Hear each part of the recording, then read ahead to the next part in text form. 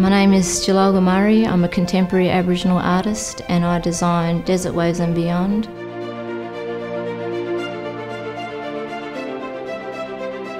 The artwork was about Fortescue's journey.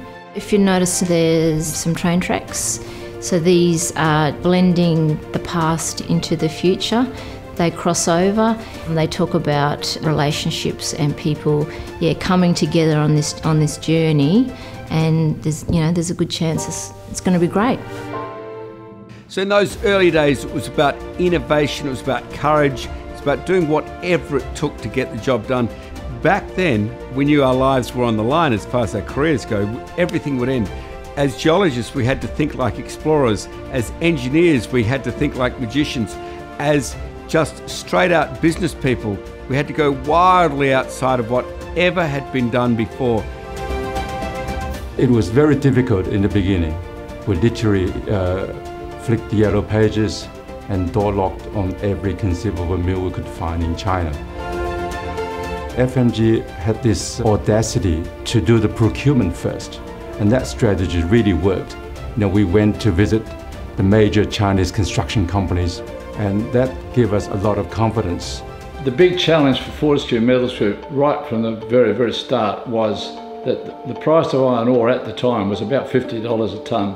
The only way you could get an iron ore operation to be profitable is to have huge volume. So right from the very start, even before we had any cash, everybody knew that we had to get high volume and we had to get it quickly.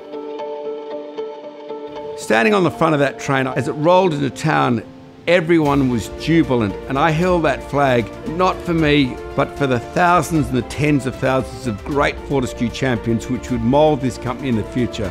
When we rolled that train into town, the new reality was upon us and the opportunity for everyone had started. We knew we could do it, and the first day to see that iron ore going on board that ship, eventually after all the planning, all the success of the mining, the success of the railway, it was just a wonderful feeling to be part of something that had started and was clearly going to be a successful opportunity for the future. And the captain looked over at me and I was looking at the ship's horn and he said, "Why don't we?" And I got hold of that ship's horn and pulled it down, and the sense of relief which spread over that town. Every ship in that harbour latched onto their ship's horn and pulled it down. There was this crescendo of excitement, this sense of passion, of joy. We all knew the opportunity had now begun. This first huge ship, not owned by a multinational but owned by us, was rolling into that harbour, and with it, that sense of belief in our future was complete. I joined Fortescue at a very exciting time in the company's journey. Back then, Cloudbreak was producing and we'd just started mining from Christmas Creek in early 2011. The board had approved the expansion to 155 million tonnes and we had launched T155, the expansion from 45 million tonnes up to 155 million tonnes. The challenges for Fortescue Metals Group and its team were remorseless and non-ending. And as a consequence of all that, it built itself into a really hard nut team. And it was good when the doubters doubt. It was really good when the road was hard. These were all things that put some spine and some stomach muscles, if you like, into our team. We felt the need for one another. We were a tight bunch fighting unit, and that's the way we felt. It was a very, very good thing to be part of. This particular story has many layers.